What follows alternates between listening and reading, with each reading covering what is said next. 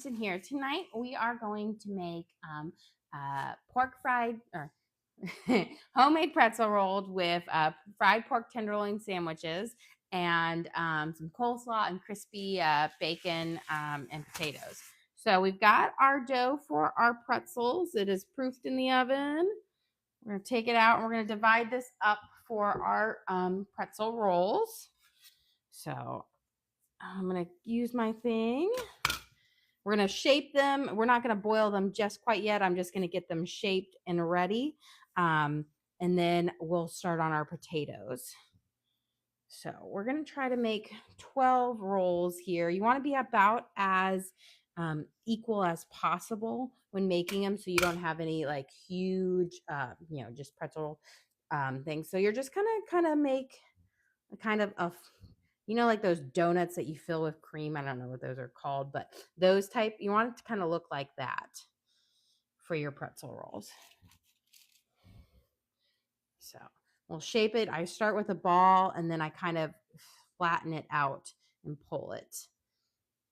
And then we'll put these in, we'll boil these for just about 30 seconds on each side. And then we'll brush them with some egg white or an egg wash, and then we'll bake them up. But we'll let them kind of do a little second rise after we shape them. You have a question? Did you have a good Mother's Day?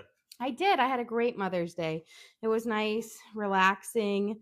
I had my husband, he put together some garden boxes for me. So I can, of course, grow more plants and kill more plants, more like it.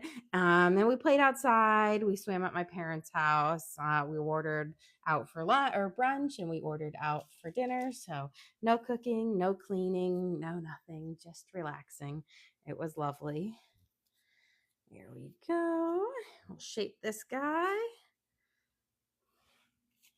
And I always say, try to make them as even possible, but I always have one that is like giant. It's always like some random giant one that's like twice the size of all the other ones. And I'm like, how did that happen? But it always does. There's always one that is like the, giant Godzilla form of it. There we go. See, I think it's going to be over here. We'll put that over there. So it's always like you eyeball it, but when your dough, it's like that first proof, it's puffy. In some areas, it sinks down faster than others. Here we go. But it doesn't matter if there's so much. They all kind of cook up in the same way. And this is the same dough I make for like my actual pretzels, where you do the funky twists and everything on it. So it shapes well. There. And I did actually, I think I have my pretzel dough recipe posted on a recipe card. And I did 1.5 of that, so I can make about 12 kind of pretzel buns here. And they're going to be delicious. They give you that kind of nice, soft center with the salty on the top. I love them, and they go great with fried pork tenderloin sandwiches. A lot of times I'll use brioche buns, but these are delicious to make and do yourself. Plus, when you have extra, they are amazing the next day, especially for sandwiches. And last one, shape this guy up. Then we'll just let it sit for a little bit. We'll get our water to a nice boil with some baking soda in it. I don't use lye when I'm making my pretzels because that's just a little caustic, but I do a baking soda bath instead, and it works out great. So we're going to bring this up. We're going to add about 1/4 cup of baking soda. Just use the last little bit of this for it. And once it comes to a boil, they'll be ready to dip them in for about 30 seconds of a boil for each side. Okay, before we prep up our pork tenderloin sandwiches, I want to get my potatoes going because we're going to do bacon fried potatoes. So I'm just going to grab my veggie cutting board. I'm going to take my bacon here, grab a pair of kitchen shears. We'll just kind of cut this bacon in half, and then I'm going to use half of this bacon in our meal tonight, and half will be for another day. You don't need a whole bunch of bacon for bacon fried potatoes, but they do add just a nicer flavor profile to a crispy potato that will go great with the coleslaw and our sandwiches. So I'm just going to use my kitchen shears and give them a nice snip through into nice little pieces, because we'll fry up our potatoes in the bacon grease, which will give them a nice crispiness to them and a delicious flavor. There we go. Just crazy snipping. Perfect. And I will say, kitchen shears are a must. I use mine all the time. I actually bought like 5 pairs of them. When I was at IKEA, I bought a bunch of them because I love having them, and my kids always steal them. So they're great to have, and always have extras. My fancy knife set comes with one, but I picked up a bunch from IKEA for they were like $3. They cost nothing, and it's like one of the best kitchen things I've bought. Okay, we're gonna dice these potatoes up. I'm gonna leave the skins on them. I'll cut that little brown spot off, and we're just gonna do a small, nice kind of cube on there. Not too big, because we want them to kind of crisp up and fry nicely. And if you make them too big, then a lot of times they won't get nice and tender on the inside. And then I just try to keep them as evenly as possible. And we'll do that. I have just about, we're going to use 3 russets for this. Russets fry up lovely. They're great for it. There we go. Cut off that little brown spot as well. And cube this, because you want to get these. I was going to say the potatoes are probably the thing on our menu that is going to take the most time to cook, just because you want them to get nice and tender and crispy. So you kind of have to do a nice, slow but even, fry on. And get this up and ready. I cut kind of 4 slices down, and then I flip them over so I have a nice flat surface. And it just makes it a lot easier to cube them up this way instead of like cutting individual like fries and chopping them. You can cut them a lot faster. And when you're kind of cooking for a small army like I am, ways to be more efficient is always the best, especially when it comes to like prepping the veggies. There we go. Okay, so we've got our potatoes all fried up. I'm going to grab some tongs, and we'll give this a quick toss. And we want our butter to kind of sweat out the grease that we're going to fry it in. There. And now the bacon to sweat out the grease they're frying it in. You don't need butter because we're going to use the bacon grease. Okay. We've got our baking soda water to a lovely boil here. And now what you want to use is a slotted spoon. That way it will drain all the extra liquid out. But just pick up your little roll, and we'll put them in. And I typically can do about 3 at a time. And you're going to let them boil for about 30 seconds on each side. And then you're just going to poke them until they flip over. And you're going to do the same on the other side. And this gives you that nice, chewy kind of crust on like the soft pretzels. Not the hard, crunchy like German pretzels, but the soft like Americans like Annie Ann's or Pretzel Time. This is going to give you that nice, soft kind of crust on it, but that really tender middle for it. So, got to do the boil. That's what makes them the pretzel. And these pretzel buns are for? They're going to be for our pork tenderloin sandwiches. So I've got some pork tenderloins. I'm going to cut off the bone on a couple of them. We'll hammer them out, bread them, and do a quick fry. And this is a very like Midwestern meal, but it is delicious. And it is a favorite here. There we go. We'll pop those in. Let me give the bacon a little stir. I always do my bacon, chop it up first, and then do the fry, because then it will be easy to throw in my potatoes with it. That way you don't have to take the bacon out and cut it up. There we go. Just make sure as you go to try to break away any apart any of the pieces that are stuck together. So it all kind of gets a nice crisp on it. Okay. And I will say the buns come out looking dimpled now, but when they bake up, they are beautiful. They always rise. It's just like with making homemade bagels.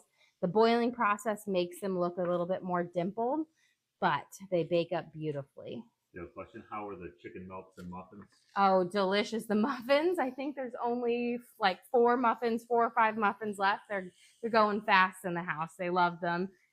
They're delicious. And the chicken melts, of course, were finished. There's nothing left of them. And the sweet potato fries were so good.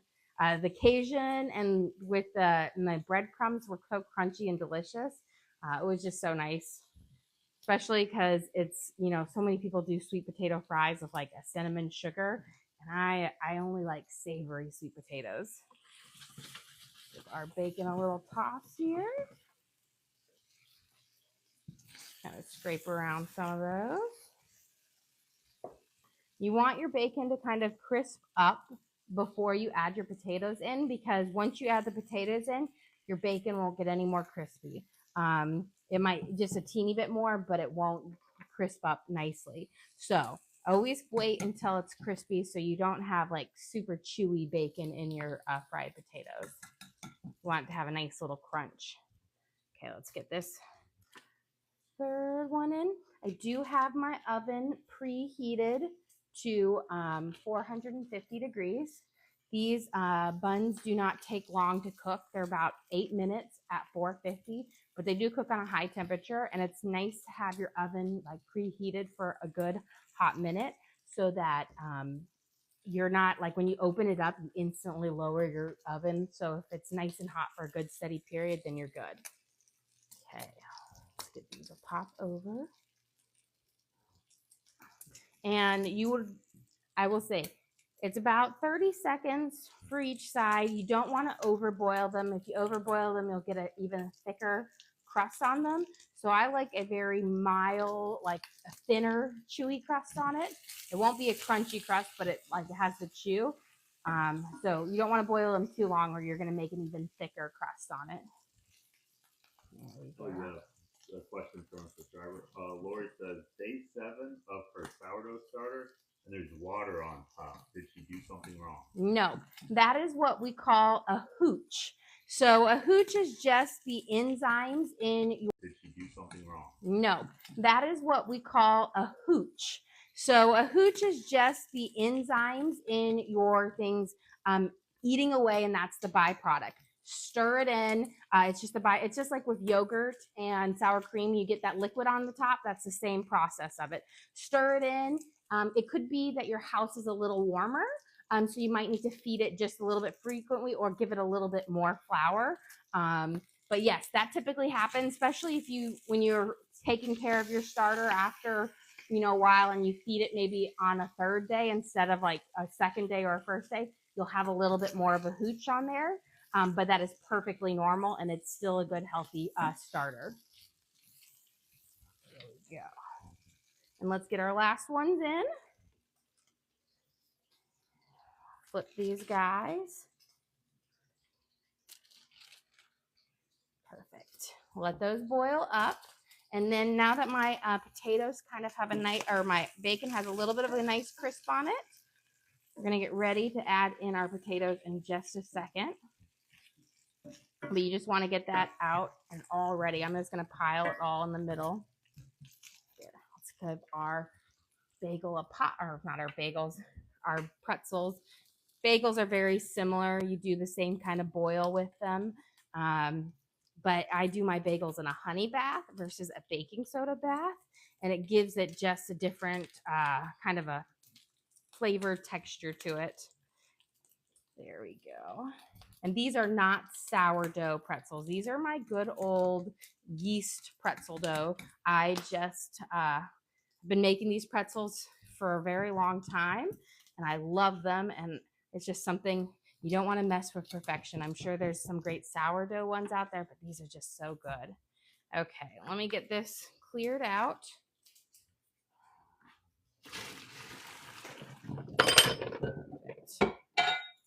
And We'll use this pan for there. Now what we're going to do is a nice egg wash on here. And that's going to give them a lovely kind of color. So let me just grab an extra egg out of my fridge. And we're going to put in just a splash of water.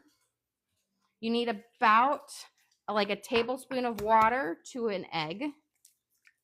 And then you're going to mix it together and then we'll brush it over. But let me get my potatoes right here. We've got a nice crisp going on them. Perfect. You have a question? How much honey do you use? They said for your pretzels instead of baking soda, but I think it's baking. Yes. So for my pretzels, I use baking soda. For my bagels, I use honey. And when I do my bagels in the honey, I do like 20 grams of honey, which is about, like 2 tablespoons. For my baking soda, for this, I used about 1/4 of a cup of baking soda in it. So you want a good amount because that's going to give you that nice kind of pretzel taste to it and like toughness to the thing over it. There you go. We're going to give this a nice stir and let it get kind of coated in our bacon grease. I always like to make sure I stir and coat all of those potatoes first.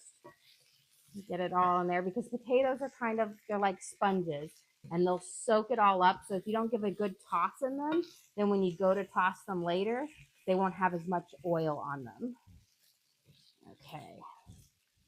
Got it covered and now I'm going to spread them out. Now let's whisk our egg and our water together.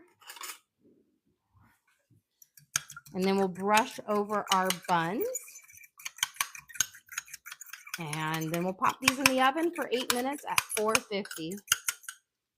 And I want these, when you're making these pretzel buns, since we're using them as buns, you want them to cool a little bit because if you try to cut them when they're right out of the oven, they're a little too tender and they'll fall, like they'll smush in. So you always want to let them sit for about at least 5 minutes after you bake them to use them as a bun. But if you're going to use them as a pretzel, then you can just eat them right away. Oh, you have a question? Do you post your recipes? I upload all of the videos to the link on our page, so you can always rewatch a video and do it. And then I do recipe cards occasionally, but for our membership, we do offer more recipe cards in there and more like exclusive videos that are more how to do on there. But again, those take a little bit more work, so I don't get those out as often in there, but I do have them in our membership there.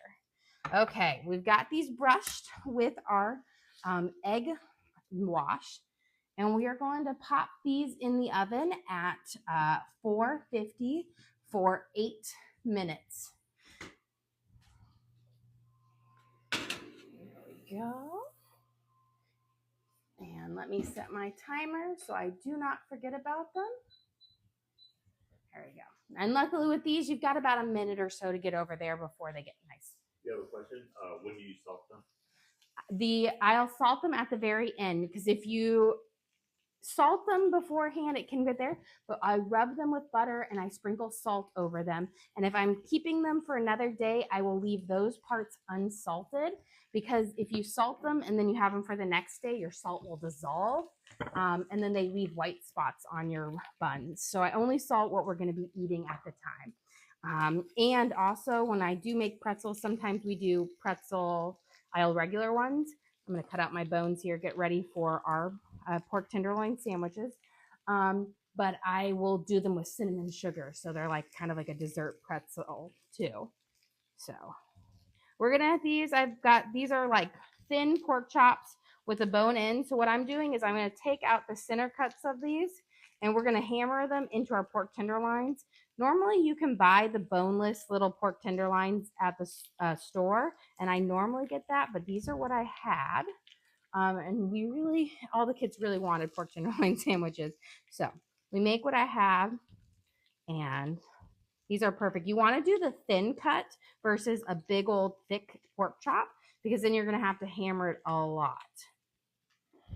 So you're just going to have them like this, and then we'll hammer them a bit thinner so they cook up nicely and they'll be nice and tender as well. And so right now I'm just kind of cutting along the edges and cutting off the bone so I can hammer it out. That way there's no bone in our pork tenderloin sandwiches. But they do offer right at the store, you can get buns like this that have already been pre-cut. But I like to buy my big bulk ones at Costco, and they were bone in when I got them. So just have to do an extra minute of work, no problem. And we're going to be making 9 sandwiches today. And we'll have, I made 12 rolls, so we'll have a couple extra rolls, which Torrin will be very excited about because he loves my homemade pretzel rolls, or homemade pretzels in general. So he'll be very excited about that. Okay. Let's take my mallet. This is a meat tenderizer, and we are just going to hammer it down. Just like that, nice and thin. And we'll do a breading on this, but this will allow it to cook up really nice and fast, and it will give it, really makes it a bit more tender. And you don't need to hammer it too much. You don't need to spend the time to hammer it super thin, but I find with pork, you definitely want to hammer it even if you have it cut out thin, because pork's a bit more tough than chicken. And so this just makes it a lot more tender in your sandwich. And if you don't have a meat tenderizer, because not everyone does, I didn't have one for the longest time, which was ridiculous because I make these sandwiches all the time. And I used a garlic press that I wrapped in plastic wrap to hammer out. But you can really use anything to hammer it out. You don't have to have a meat tenderizer. It just works well with it. Here we go. And give it a nice big hammer through. This also just makes it to where it will just cook up more even on our frying pan. Okay, we've got those. Let me give my hands a quick rinse. Okay, we're gonna give our potatoes a quick flip here. There we go. The trick with potatoes is you don't want to stir them often so that they can get a nice golden brown crust on every side. If you stir them too much, you'll get mushy potatoes versus crispy edged potatoes. So always resist the urge to stir. And also with them, you want to wait to season them until the very end. Otherwise, that seasoning can stick to the bottom of your pan and burn, and it just won't be as nice. Let's make our seasoned dredge for our pork chops. And you want to season this well, because this is what it's going to be coated in. So we're going to start with about 1.5 cups of all-purpose flour. And then I'm going to be using, this is a seasoning blend. It's like Mrs. Dash's blend. This is Costco's version of it, so it's Kirkland's, but it has just like every little seasoning in there, and it's great in bulk when you use a lot of it. We're going to put about 2 tablespoons in here. There's no salt in here, but it's full of just all the great spices. And it's the same as Mrs. Dash's at the regular grocery store. We're going to put in about a teaspoon and a half a tablespoon of garlic salt, and then 1/2 tablespoon of Old Bay. You could also use Lowry's seasoning salt. Those two taste very similar together, but they're delicious for this. There we go. Let me grab a fork. We're going to give this a nice stir. And then I'm going to whip up my eggs together so that we'll have that ready to go. Just make sure when you stir, get those edges, because it loves to kind of pillow up in there. Don't be afraid that you thought that you might have used too many spices and flavor. You haven't. You need a lot of spices to come through, because very little really like sticks onto your pork chop, and that's where all the flavor in the pork chop comes from. So people notice the Mother's Day card. Oh yes, I have. There's the ones that my 3 older kids made me, and then there's one from my parents. Grab that eggshell out, but I always like to display them for a little bit on there for it, and be like, oh, look at all my love from the kids. And it's funny, some of the messages turn in there. My daughter actually drew a really cute picture. She did like a anime character of a cooking one. I'll show it to you guys in just a second. Let me get this whipped down. But I always tape them up so they don't fall in. But she drew this really cute picture of me cooking because I'm always cooking, but it's just really sweet of her. She's quite an artist. Here we go. Okay, we've got ours seasoned here. We've got our eggs whipped up. And then let me get my breadcrumbs because we're going to put in some Italian breadcrumbs after we do our first kind of dredging. So we're going to go into this seasoned flour mix and just let it kind of coat our pork chop, just like we do with our fried pork tenderloin or our fried chicken or fish. If we're doing a breading on it, you're going to go into that seasoned dredge. Just let it coat it on. Perfect. And just pat it in. And this is key. That's why I always say season your dredge, because it's going to make all the difference in having the flavor, and it just makes it easier when you're doing it. So we'll coat these, and then we're going to go grab our pretzel buns in just a second. I'm going to get these coated up, do a quick wash, and we'll grab those out of the oven because they are ready. Okay, perfect. So we've got these. I'm going to wash my hands real quick.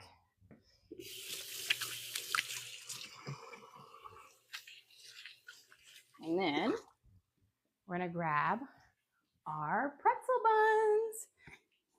And these are where they always go from looking dimply to gorgeous. I hear ya. So here are our beautiful pretzel buns. I'll take them out.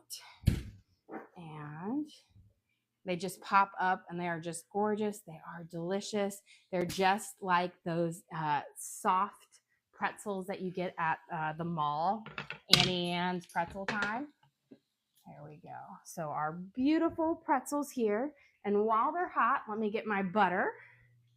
You got to do it while they're hot. Otherwise, they just won't turn out well. Let me pull them a little bit closer here. Always use your glove. You know how I burn myself in the kitchen all the time because I'm like reckless. You get comfortable and then you just don't think about what you're doing sometimes. So you don't need much butter, just a little bit. I'm only going to do 9 of them because we have 3 that will be left over and they can decide what they want to do with them. But take a little bit of room temperature butter, just brush it over the top like this. And perfect. And now this is what you got to use. Real pretzel salt. Kosher salt, any of that stuff does not work. You've got to go and buy. This is the one thing where I said you actually need the specialty because it's different. It's like rehydrated salt. And so it's less salty and more fluffy, and it's perfect. A good question. How long can you leave a stick of butter out on the counter? Well, it's really like a couple of days before it will go rancid. Make sure it's covered. We eat it goes too fast in our house. A couple of days before it will go rancid. Make sure it's covered. We eat it goes too fast in our house. Why is everybody eating so much butter? And I was replacing a stick every single day. And I was like, this is insane. And I was like, how much butter are you putting on the kids' toast? And he's like, I haven't buttered anybody's toast. And then I realized our dog, we used to have this huge 150-pound Greater Swiss Mountain Dog, which is a short-haired version of a Bernese. And I saw him in the act one day, and it's the only way I caught it. But he would jump up onto our counter, use his nose to flick off the top of our butter jar, which was glass. So I don't know how that didn't break. And then he, one fell swoop, eat the whole stick of butter.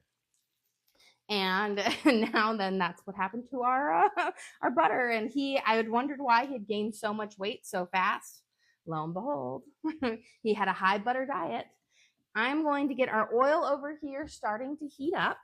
And then we're going to do our second kind of dredge, our final coat on the pork tenderloins. You want to just put enough to kind of coat the bottom of your frying pan. I'm using this is called a scan pan, which is a hammered metal pan with a cast iron coating, which gives you a nice skillet touch without the work.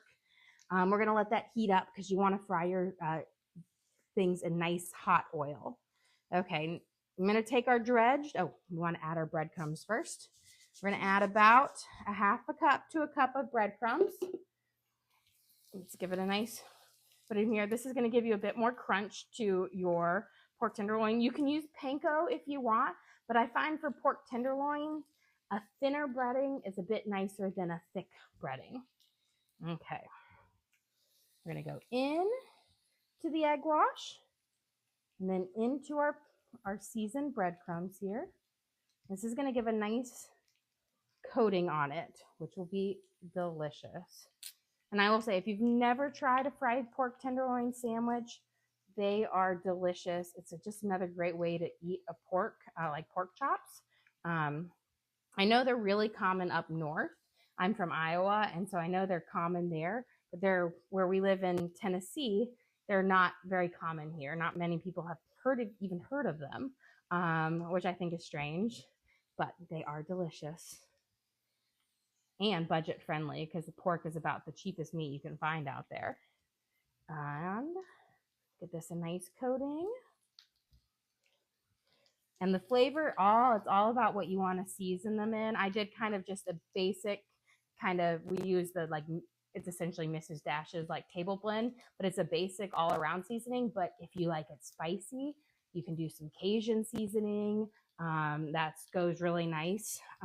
Put in some like Tony's chachere's in there, and it'll have a lovely like kick to it. You have a question. Did you say you're making coleslaw tonight? I am making coleslaw. I have it right over there. My coleslaw, will be shredding it up in just a second. I make not as sweet of a coleslaw as most people have it. I like, again, more savory things than sweet things. So I do put a little bit of sugar in it, but it is more of a savory coleslaw. And have it there. It'll be even better the next day. But it will still be good tonight. There's something about like fresh cut coleslaw that I think is really delicious. And I mean, it's great the next day too, but I love it when it's kind of just fresh before it's really marinated. I think it's so good. And Shara, as always, wants to know what fruit? What fruit? Well, tonight we are going to I have a ton of raspberries in my fridge. I don't know why, but I was like cleaning out and getting some stuff out there. And I have like almost 1.5 pounds of raspberries. And you know how raspberries, I don't know how they didn't go bad, but they were like tucked in the very back. So their kids are going to be eating raspberries tonight, whether they like it or not. I already was giving them to Jack and Teddy at lunchtime today. And I'm like, eat the raspberries, eat them, or I'm going to have to do something with them. Okay, I'm giving my hands a quick rinse.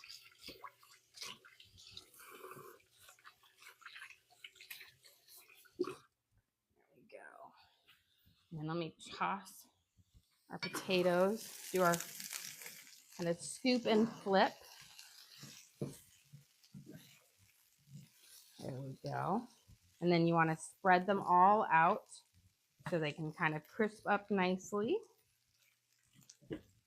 The trick is with potatoes is you want to go on like a medium heat, but go a bit slower, not so high, so they don't burn. I'm going to check my oil, see if it's heated up enough. Just going to drop in there. Okay, we got a nice sizzle. This is when I know that it's ready. So I'm going to turn it down to about a 5.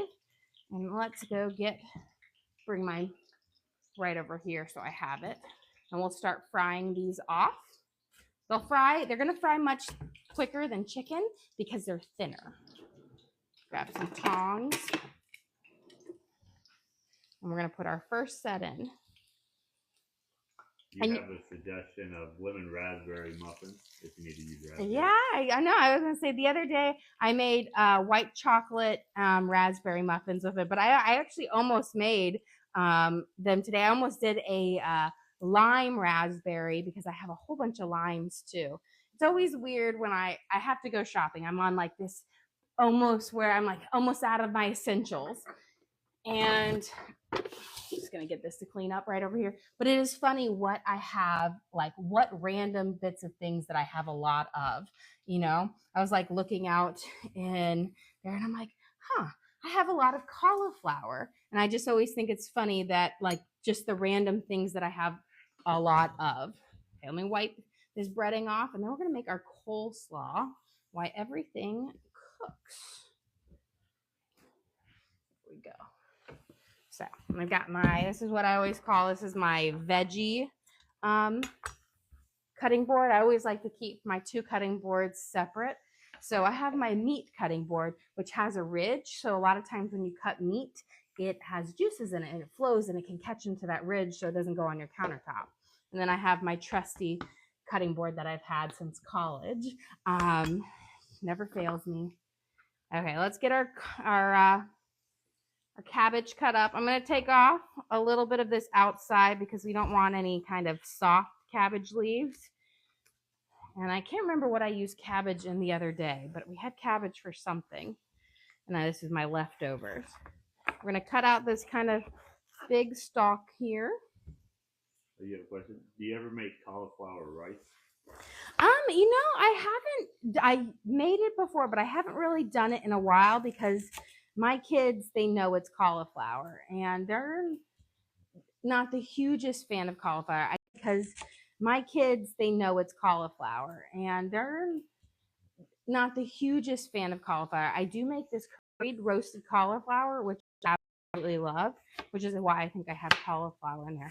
But I have tried to do the cauliflower rice with my kids and being like, oh, it's just regular rice. And they can tell they're not being fooled by it. And they're not a fan of it, even though I think it's yummy.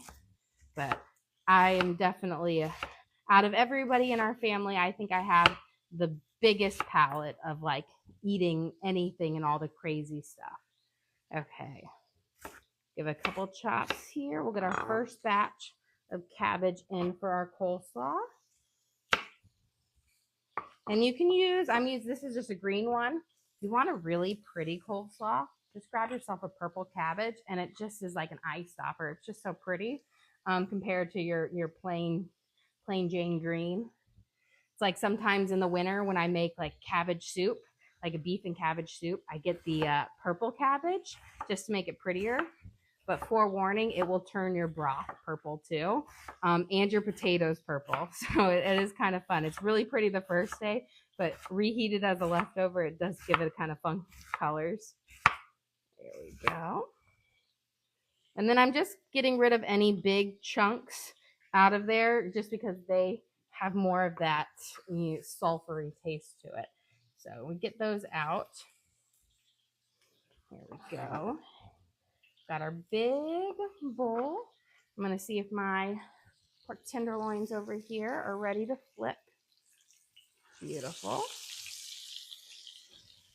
Got a nice, lovely kind of golden color on it. Perfect. We're going to turn it right there.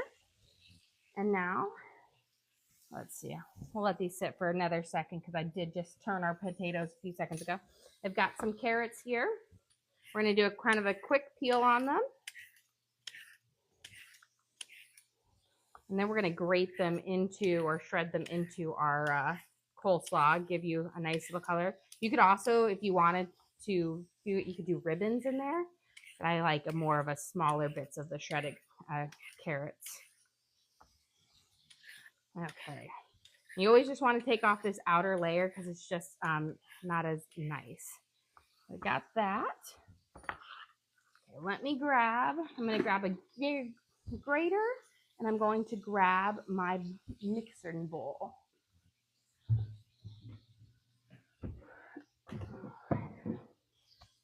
And we'll use this one for making the coleslaw.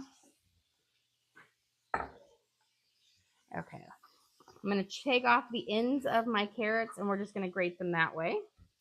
You want to use your big grater for it so that you have kind of bigger kind of carrot chunks.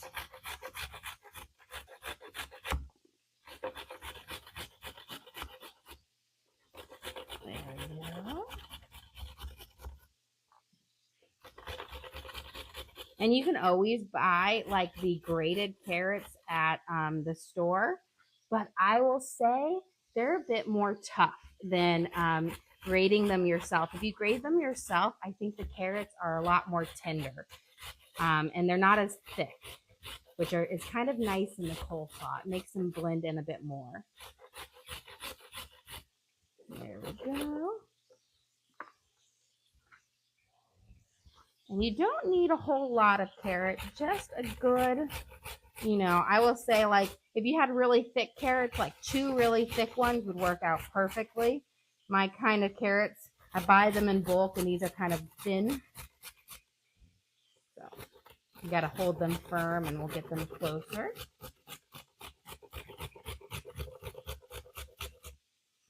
And that should be enough carrot. Perfect. Okay. And before we get that tossing, let me get out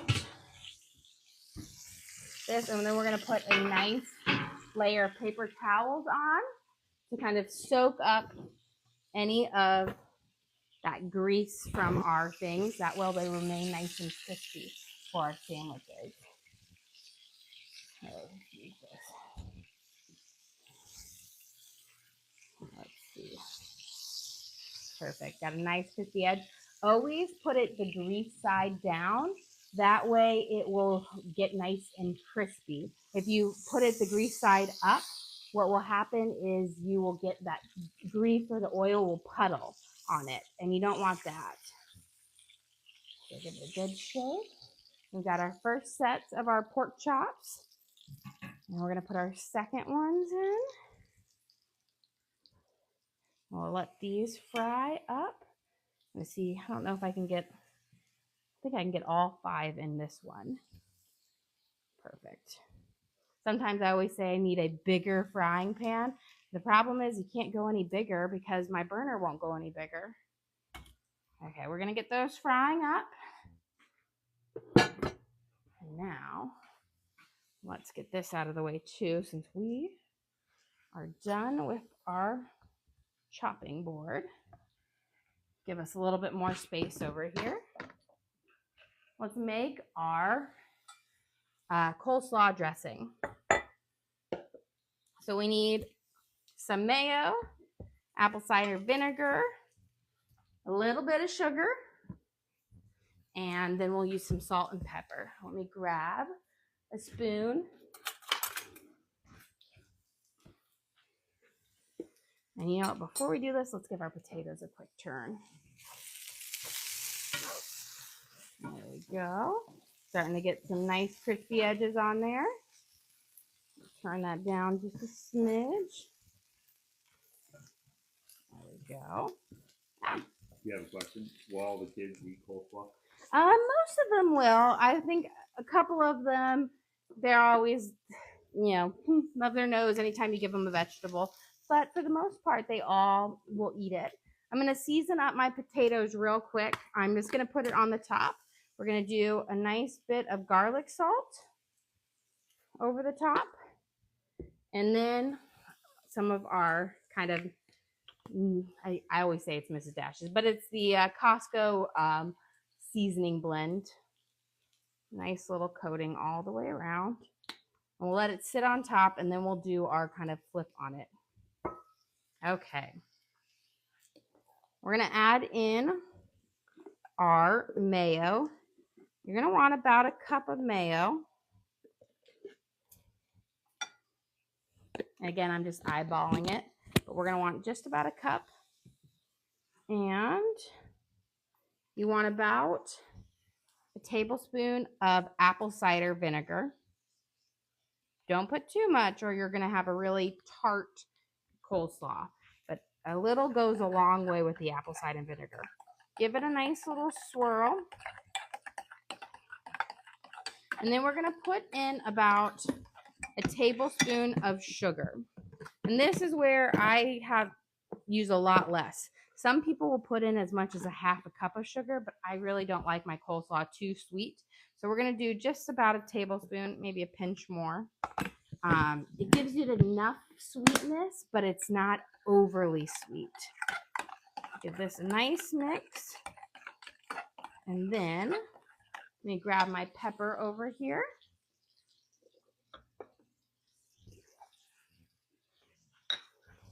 We're going to add in about a pinch or so of pepper, which is probably like 1/4 of a teaspoon.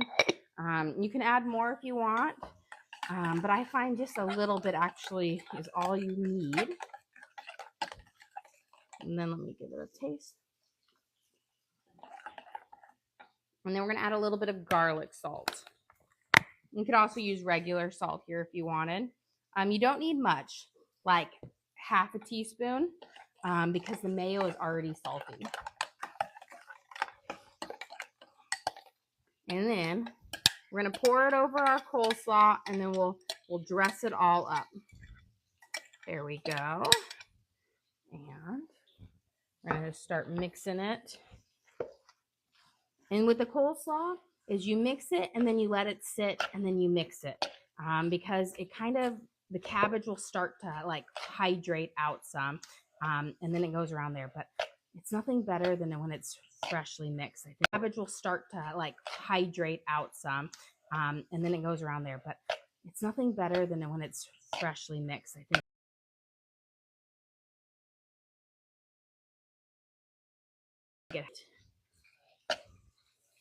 There. Nice little stir around. Just make sure you get some of those pockets down at the bottom.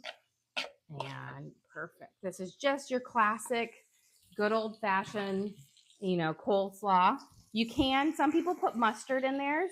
Again, I'm not the biggest fan of mustard, so we are just doing it without. There we go. See if I can get enough to flip this over. Perfect. There you go. Let those kind of crisp up. Now let's give our potatoes right here a quick things. They're getting, you can see all of this lovely like brown crispy edges on it. Will be perfect. Nothing is better than a nice crispy potato. Okay. And we can actually start serving up while our last bits are frying. So let me grab my plate and grab a serrated knife. So we're going to take our pretzel roll here, and then you're just going to cut it in half. You can use a bread knife or a serrated knife. But look at the inside. Look how lovely, tender, soft it is. It's beautiful. And we'll put our fried pork tenderloin on it. Bring it right over here. So we've got our pretzel roll with our fried pork tenderloin on it. We're going to have our crispy potatoes and a nice serving of coleslaw to kind of top it out for a nice, perfect kind of summery like dinner. I was kind of craving that. Fried pork tenderloin sandwiches today, but with our homemade pretzel rolls, they're going to be absolutely delicious. Well, guys, thank you so much for joining us. Don't forget to like and subscribe. I try to do live cooking shows every single day, show you what we're making for our family, hopefully teach you guys something along the way. We do upload all of our videos to the link on our page, so you can always go back and find a video, recook what we're making, cook along again with me. And then we do also offer a membership where we put out some exclusive videos, more stuff about our family, extra recipe cards if you want to join us on that journey as well. Well, guys, thanks again for joining us here today. Don't forget to like and subscribe.